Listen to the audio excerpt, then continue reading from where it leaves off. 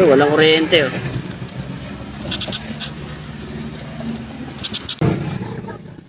So yung mga dulo 4 pin no, walang kuryente siya no. At kung napansin nyo, binaklas na po natin yung tape dito.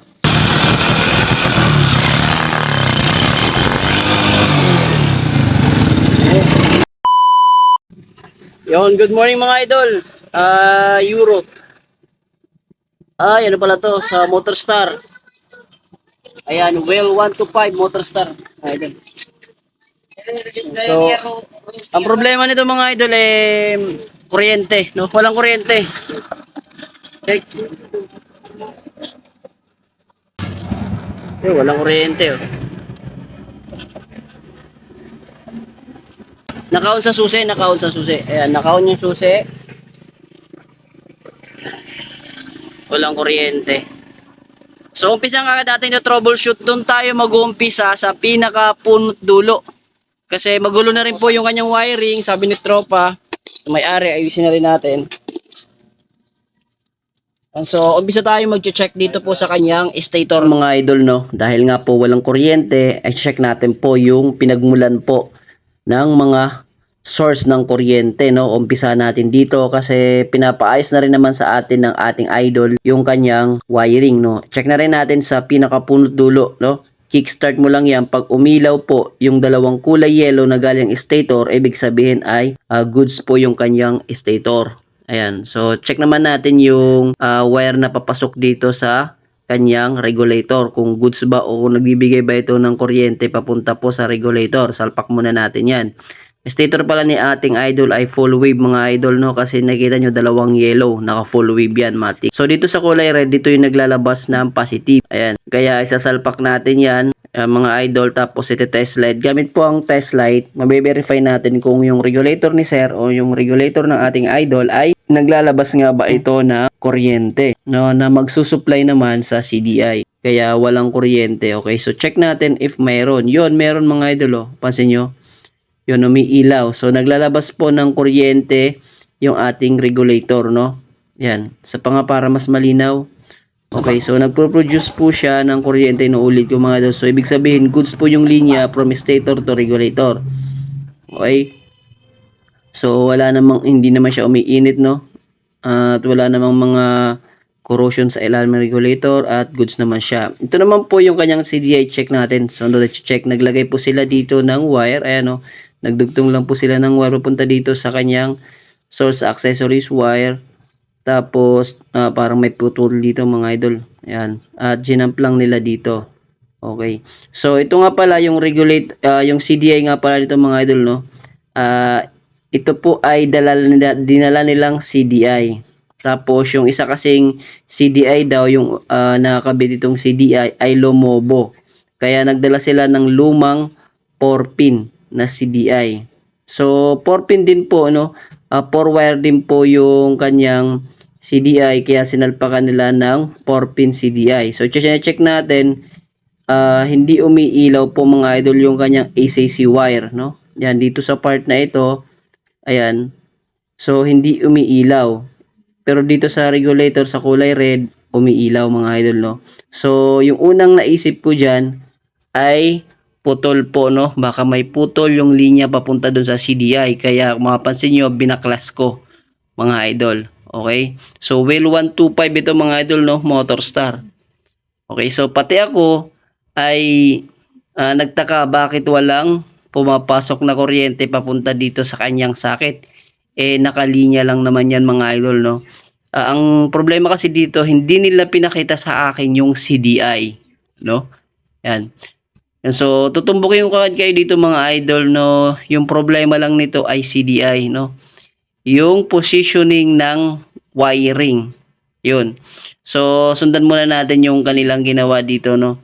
Tinanggal ko na po yung kanyang extension nilang wire. Tutusukin na natin yung pwestuhan ng ACC, no. Yan, hindi umilaw. Yun. So nalito tayo doon.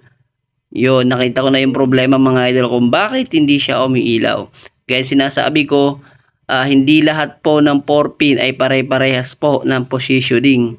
Ayan, so ipapaliwanag natin yan sa inyo na maayos. So yung mga idol, no, 4 pin, no, walang kuryente siya, no. At kung napansin nyo, binaklas na po natin yung tape dito. Kasi nga po, may nakita, may pinutol sila dito. Ayan, no, pinutol. Tapos, ginamp na lang po yung block dito po sa regulator. Ayan, nilagay na lang dito. Ito po yung ginabit na wire. So ang nangyari, nagtitest light tayo dito, tinetester ko dito sa baba, which is dito po yung pwesto 1 po ng accessories wire kasi lipan 110. Nandito pala sa taas, ayan o, magkabaliktad sila ng ignition coil. Ito yung ignition coil mga idol o, ayan o. Ayan o, ignition coil. So baliktad po yung pwesto na ignition coil at saka source, no, ng yung accessories. Kaya babalik rin din natin. Balikan natin. Yun. Itatama natin mga idol, no. Bakit ganun? Ba't napunta sa baba? Baliktad. Okay. Yung accessories wire ng mga idol, dito po yung accessories wire sa baba.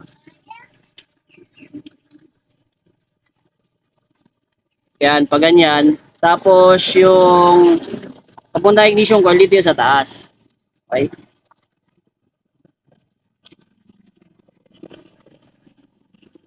Stress tayo dun, no?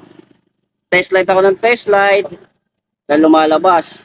Wala, baliktad. Okay, so test light natin. Balik naman dito. Tap, pasipa. Tester natin. Yun, meron, ha? Kaya, salpak natin yung CDI.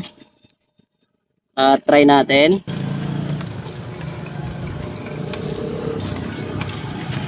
Napandara? Hindi lanay. So yung mga idol, umandar agad no. So sa CDI po nagkaroon ng problema, hindi porkit 4 pin ay sasalpak lang natin. So nag-request ako sa idol natin na dalhin po yung kanilang CDI na 4 pin at gagawan natin yun ng comparison at titignan ko kung anong klase ng CDI yung nakasalpak dito. May isa pa po ako napansin problema na motor ng ating idol. Ito po ay napakalakas ng usok mga idol. Yan, so kung nakikita nyo, ayan, mausok po siya.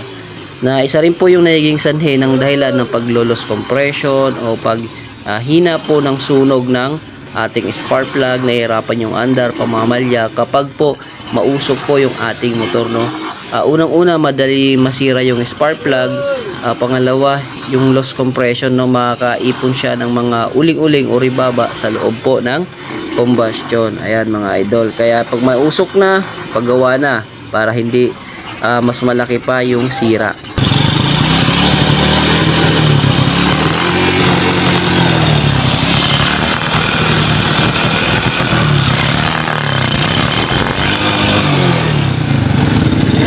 Ayan, so alright na mga idol, no, nakikita nyo naman na napakalakas po ng kuryente, no. So yung dinala nila sa ating CDI ay gumagana mga idol, no. Ang mali lang ay mali po yung positioning. So abangan nyo po sa ating next video, sinabihan ko po yung may-ari na dalhin po dito kanilang lumang CDI. Titignan natin yung positioning noon, kung anong klaseng CDI yung nakasalpak doon na 4 pin. Hindi po siya Wave 125 mga idol, sa pang XR 125 kasi magkaiba po talaga yung kanilang ignition coil at saka ECC wire. Sa Wave 125 naman ay magkaiba po yung negative at positive. So dito po gawan po natin ng comparison. Abangan nyo po sa ating next video. Ayan, alright. So dito lang muna tayo mga katropa. Peace out muna. Bye bye. Maraming salamat po. Ingat. Bye.